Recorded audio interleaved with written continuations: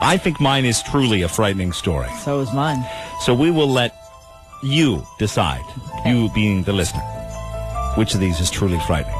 So I tell you what, I'll do my story. Okay. Then we'll take a little break. Yeah. Play some music, come back, and then we'll do your story. Okay. And then maybe we'll post them both on the web page. Okay, yeah, that's a great idea. And we'll see whose is more. See, you're scared already.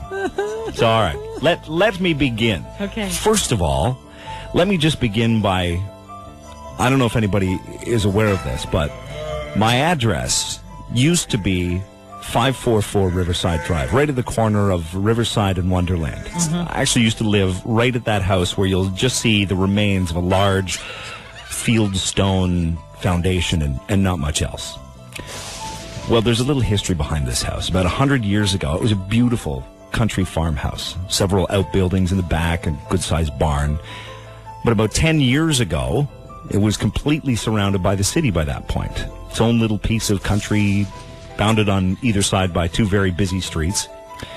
And when the real estate agent was showing us the place, had a few things to tell us about it. He said, first, the house is pretty drafty. We can live with that. Second, he said, the pipes, kind of old and rattle a lot. But he said the third, absolutely no truth to the rumor that the house was haunted, despite the fact that people had died there. Well, my wife and I, not being very superstitious people, we just brushed his comments off as local folklore, and we actually moved in about a week later. Well, within the first month we were living there, we actually learned that what the agent had told us was true. The house was indeed drafty.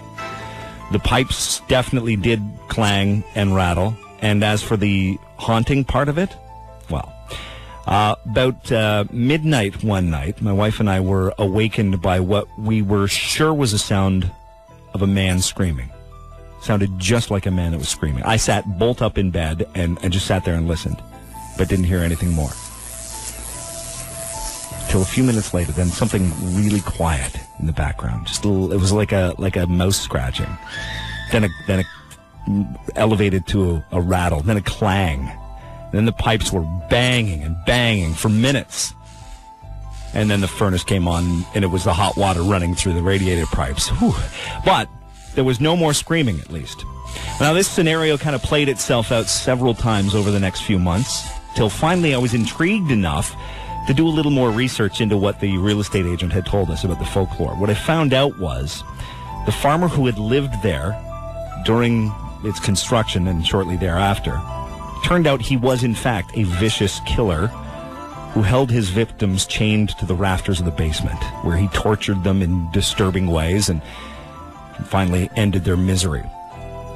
He was eventually caught when one of the victims, who was weak but not quite dead, was banging and rattling his chains against the pipes loud enough to alert a passing salesman. So immediately I read this and think of the rattling and banging pipes in our house, and the fact that I thought of that lucky survivor and the not so lucky victims. In fact, we thought of that a lot every time we heard that furnace come on and heard the banging and rattling pipes. Well, so a few years later, we moved out of the house, and as you may be aware, the city took ownership of that place, tore that drafty house down to the foundation, filled it in, and that was the end of the house. And I actually hadn't been back, believe it or not, until yesterday.